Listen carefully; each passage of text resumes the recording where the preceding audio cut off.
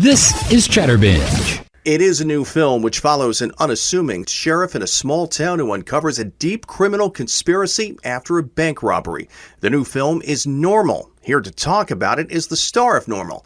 He is an actor, comedian, writer, producer, and director who possesses quite a versatility in both drama and comedy. It is great to say hello to Bob Odenkirk. Bob, welcome to Chatterbinge. Good to be here, Ed. This is quite a ride, and I gave Normal sort of a Cliff's Note description there in the open, but if you would tell us about Normal and tell us about your character of Sheriff Ulysses. Normal is written by one of the great action writers in America right now. Derek Kolstad wrote the John Wick films. He wrote the Nobody films that I'm in. And so it is an action film, but it's a lot of other things too. And that's thanks to the writer and the director, Ben Wheatley. It's got a little bit of comedy through the whole film. It's got action, of course. It's got mystery. There's kind of a mystery sequence the first 40 minutes. Then there's even some horror moments that come straight out of a horror film. But it's the story of a temporary sheriff who's in a small town called Normal, Minnesota, and something's not normal about Normal. Something's a little off. People are a little tense. They've got too much weaponry in the armory at the police station. They've got too much money. Where's that coming from? And everybody's a little bit copacetic. You know, life is hard in America's small towns right now. But this one's doing okay, and that makes it suspicious. The thing that is interesting is my character is named Ulysses. He's there only briefly. He's making a concerted effort not to notice the ways in which the town is a little bit abnormal. But then when things go wrong, when there's a bank robbery, he's forced to see what the secret of the town is. And I love the fact, and you mentioned it there, that this is really a smorgasbord in a lot of different ways, because you got a lot of genres here. You got action, you got that hint of comedy, you got that hint of horror. It's all there, and that's not the easiest thing to do, is it? No, it isn't. You know, to its credit, the movie Normal moves very fast, and the story sort of shifts very fast. There's like a 15, 20-minute suspense sequence where it's kind of quiet. It feels like an old Hitchcock film. But then once it launches into all the action, it really shifts tone, and it shifts even sort of the story shifts in fundamental ways. It's all to Ben Wheatley. It's all to the credit of Ben Wheatley, the director. Handling that much variety in a story is not easy, and he did a great job of it. The cast that surrounds you in Normal, Henry Winkler, all of a sudden, wow, there's Henry Winkler. I love when movies do that for me. So tell me about this cast. Well, Henry's character is particularly fun to talk about, and I don't want to give away too much, but he's playing against type. Yes. Henry, and all I'll say is Henry's the sweetest guy in the world, and he often plays very likable, sweet characters. So you can guess what he plays in the movie Normal. And he loved digging into this character of the mayor, who is not at all like Henry Winkler. And then there's Lena Headey, who plays the very intelligent bartender of the town. She knows that Ulysses is going to be on to the town's secret, and she's just waiting for that to happen. I won't say what side she's on, but she comes across as a friend, and it changes what happens there. Turns inside out, as does everything in the town turns inside out. It is anything but normal. I use the word versatility in the open, and maybe I should have said ridiculously versatile, because I think of the far edges of both wings of the Odenkirk acting catalog, and I'm thinking about characters like the one here in Normal, like the one in Nobody, Saul Goodman in Breaking Bad and Better Call Saul, and that brought you into an entirely different generation.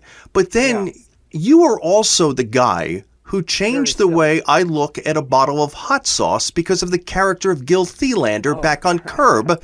So it's making me wonder this. How did you make that pivot point? How did you make that transition in your career? I'll tell you something, and this is going to sound weird, but it's really true. I am very lucky that I was never that famous through a very busy career. I wrote a lot. I was on screen a lot. Mostly I was a writer for 25 years, but I was eminently aware that as successful as I'd been at making a living in showbiz, I wasn't so famous that I was stuck in a corner. I had a lot of freedom of movement because nothing had hit as big as things can be. And I still feel that way, and I'm very thankful for it. I think the audience lets me reinvent myself, and they know me, they're familiar with me, they like me, they're very supportive of the work that I've done. Maybe some people only know me from one strain of my career, and that can be a little strange. But people generally, because I've never done that. I mean, look, the biggest thing I've done is Better Call Saul. And within Better Call Saul, I do comedy, I do drama, I do earnest behavior, I do slippery behavior. I get to play all different kinds of a person, how they exist in the world. So I just have a lot of freedom of movement, and I'm very lucky for that. Within that freedom of movement, one thing that I've always liked and admired about your talent is your ability to build idiosyncrasy and texture and difference into whatever the character is.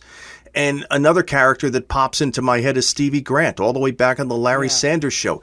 There's such difference in what you do. So for all of these characters, and right now I'm thinking about what you're doing here in Normal. Let me think of Stevie Grant. Let me think of Saul Goodman. It's all different. So how do you do that? How do you take a character from the backstory and then fleshing him out the best you can? Yeah, well, I mean, a lot of that has to do with having been a writer. You know, I can take a script apart just as I used to put them together.